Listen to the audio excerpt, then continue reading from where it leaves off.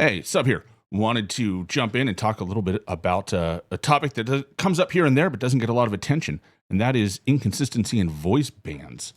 Call of Duty is actually manipulating our experience with the game based on our perceived age, gender identity, ethnicity, sexual orientation, among other things. And it's not through matchmaking, but through modifying the rules of how we can talk to each other. And this is killing Call of Duty. They're doing this through a company called Modulate. Modulate.ai. This company was introduced in MW3 last year, and it was brought in their effort to reduce toxicity in gaming. The problem is that they aren't allowing humans to have this conversation. They're not involving humans in this at all. They're using AI, and what they're doing is using AI to determine who we are and whether or not we're allowed to say things based not only on ourselves, but on who else the AI perceives is in our lobby. And it is horribly manipulative and really, really messed up. But because this is, I'm not one to sit here and push conspiracy theories or talk about things and support ideas that can't be backed up.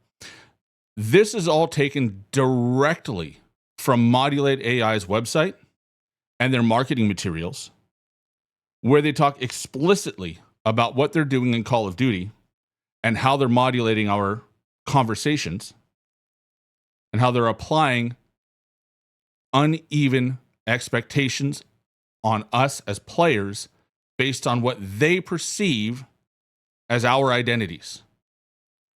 So let's take a look. So here's the website. This is Modulate. This is live, right? Not screenshots. Nothing's manipulated. This is live on their website, modulate.ai. And they talk about a bunch of different tools. So they have two products. They have a product called Toxmod, which is what is in Call of Duty, and they have a voice modulator. And it's important to understand that they talk about both of these products, but the research done for both of them combines and is utilized in Toxmod. So some topics might conversate about how they operate their voice modulation technology, but the reality is their science and their research, and they've put a lot of links into papers that they use as the basis of how they build these tools, are used in Toxmod. Okay, so it's used live in Call of Duty. And if you're not sure whether this is true or not, this is a white paper that they produce and they have available if you are a potential customer, that they talk about how effective they are in Call of Duty, applying these tools to Call of Duty. All right. So on the surface, it's a great idea. We can have a bunch of words that's not allowed to be said, slurs, hate speech, things like that. And we can say, hey, let's not include that in our conversations in Call of Duty. And there's nothing wrong with that opinion. A lot of people get upset when they're called slurs and they're called various names and various words are used. And so it's understandable. However, the way that they implement this, it's not a ban list. And they're pretty clear about that they're not making a list of words that are banned. What they're doing is they're analyzing us as we talk about the game, and then they're applying their idea of corrective actions. They're indicating what they think, how they think we should be behaving in the game, and they're applying it through their AI. And then what they do is they send only the things, only the phrases and the audio cuts that they deem offensive out for a human to look at. So what you find, and I'm going to point out here that they proudly point out that they've actioned and voice banned more accounts during their trial period that this white paper is based on than Activision has done cheaters.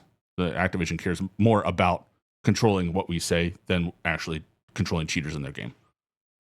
As an aside, they talk about the integration and how they're going to use their technology to apply the code of conduct, which is extremely vague in and of itself,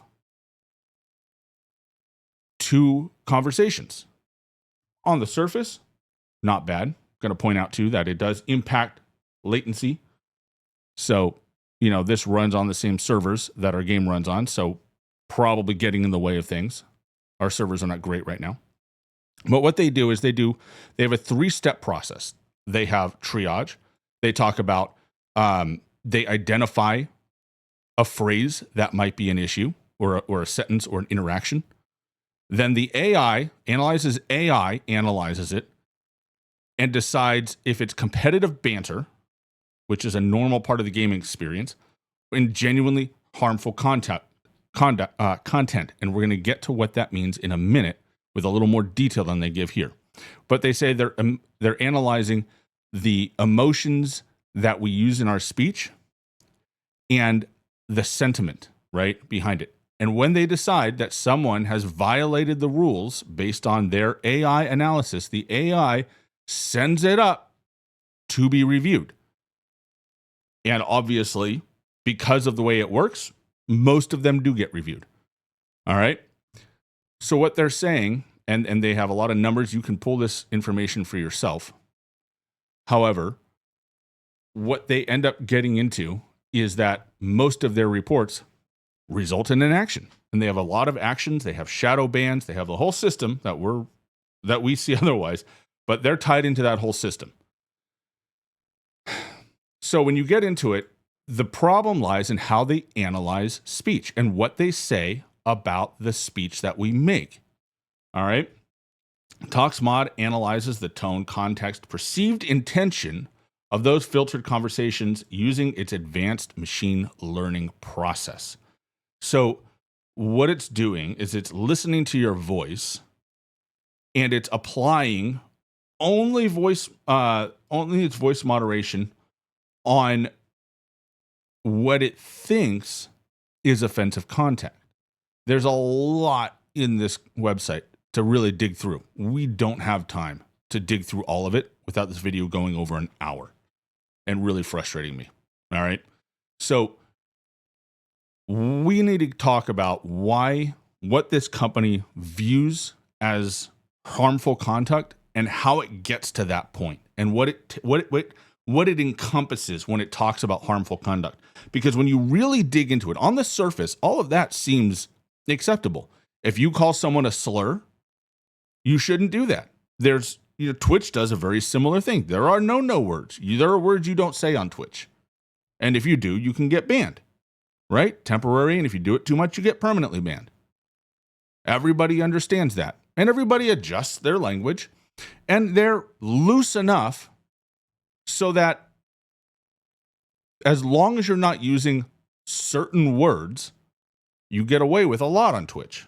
All right? Kick is even more so. But I like to use Twitch as kind of the reference of if you can't say it on Twitch, don't say it in the game, is kind of the rule of thumb that a lot of people abide by. However, that's not how this system works. All right? This system goes through and does an analysis of not just what you say, but how you say it, and it makes assumptions about who you are to decide whether or not what you said is allowed. And this is why that's problematic.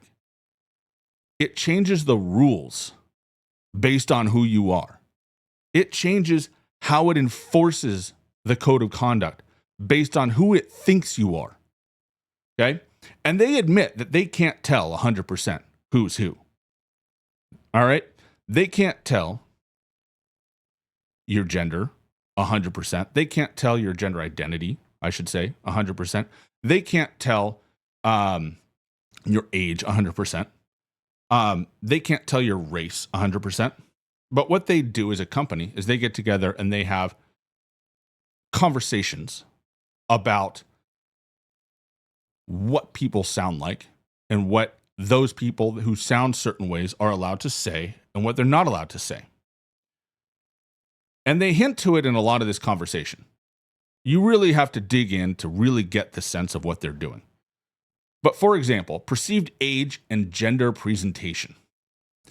If there is a mix of perceived ages and perceived biological sexes present in a conversation, it can increase the overall risk of a clip. For example, due to gender-based harassment. What does that mean?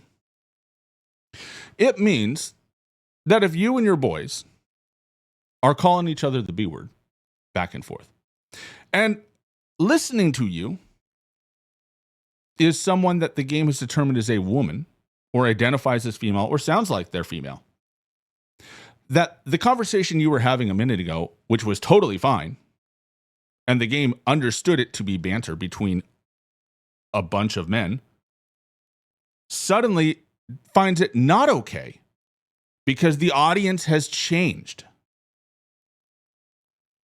And now it's under more scrutiny.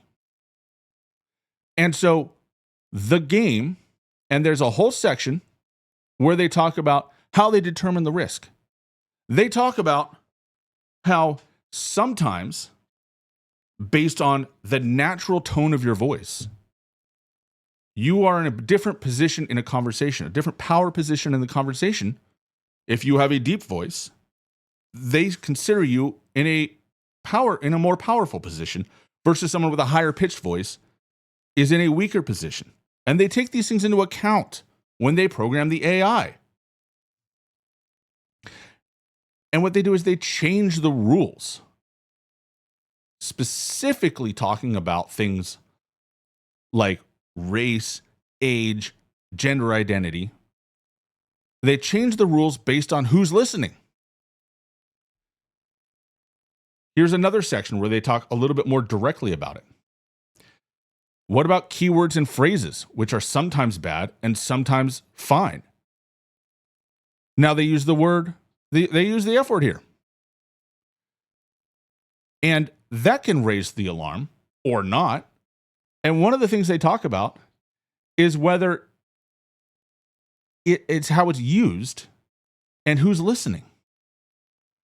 So, for instance, someone shouting the F word might be doing so in a celebratory manner, or taunting an adversary, sometimes okay, depending on the nature of the game. But they specifically talk about whether or not it's child-focused. They talk about all of this stuff. They are focused on making sure that the only people who are in control are them.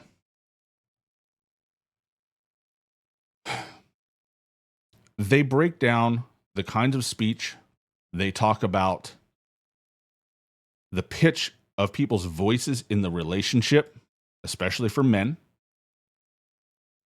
Found that deeper male voices are considered to be more powerful by listeners. And all of these factors go into how they program the AI.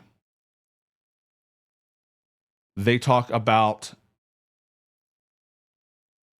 defining harm for people of different ethnicities, gender identities, sexualities, or other demographics. They say they can't 100% know who's who. They don't build you, they claim not to build a profile. But they do occasionally consider an individual's demographics when determining the severity of a harm. For example, if we detect a prepubescent speaker in a chat, we might rate certain kinds of offenses more severely due to the risk of the child. So if you're in Warzone and you are talking to your boys and you're dropping F-bombs and you happen to move within the proximity of a child, that child, according to them, might be harmed by your speech. Therefore, the conversation you were having just minutes ago, completely on your own, suddenly is offensive, according to the AI, because now a child, unbeknownst to you, can hear you. This is the manipulation that is killing this game. They have another thing talking about how the N-word is sometimes acceptable, which in our society is generally true. But they don't know who's who. They have to guess based on our voices. Which means if someone who decides to be toxic sounds a certain way, regardless of whether they are the right color or not, they can drop the N-word with impunity. Because the game is not going to send it for review. This system is so manipulative and so broken. When you go and you search through Twitter or Reddit for voice bans, you will find so many people, many of them credible, discussing voice bans for innocuous speech, much less trash talk. And for some of these people, you can go through their VODs and you can hear they do not drop slurs. They do not use the no-no words because Twitch won't let them, but they still get voice banned. And it's because the game is manipulating our experience in the game without even telling us what they're doing. They're manipulating our ability to communicate with each other, which has been a darn near fundamental feature of Call of Duty since it began. Now they're controlling that, and they're changing the rules on us in real time as we go through the game without even telling us what we're allowed to say and not allowed to say. We have no way of knowing whether a minor is listening, whether someone who sounds like a woman is listening. We have no clue. And so the conversations that we can have are under constant scrutiny. And the only thing left to do is to not talk in the game. Which is why if you boot up the game today, lobbies are a ghost town. Just about the only people talking are folks whose PlayStation controllers don't have their mic turned off.